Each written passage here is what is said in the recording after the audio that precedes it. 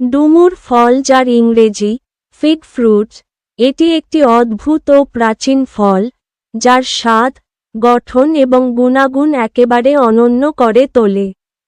বাংলার গ্রামীণ জীবনে ডুমুরের উল্লেখ প্রায়শই দেখা যায়। ডুমুর ফল সম্পর্কে কিছু তথ্য। এর বৈজ্ঞানিক নাম ফিকাস রেসমোসা, বাংলাদেশে প্রচলিত ডুমুর, আর সাধারণ ফিগ গাছের ফিকাস ক্যারিকা। পরিচিতি: দেখতে ছোট গোলাকার বা ডিম্বাকৃতি। কাঁচা অবস্থায় সবুজ ও শক্ত।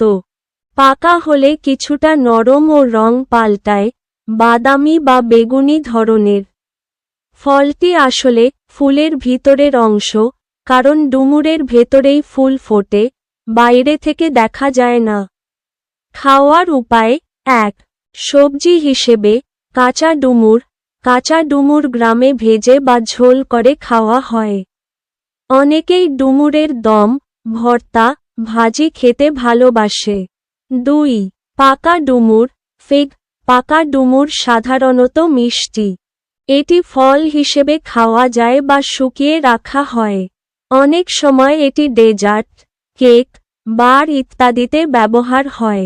পুষ্টিগুণ ও উপকারিতা: ফাইবার সমৃদ্ধ, হজমে সহায়ক। ক্যালসিয়াম ও আয়রন, হাড় ও রক্তের জন্য ভালো।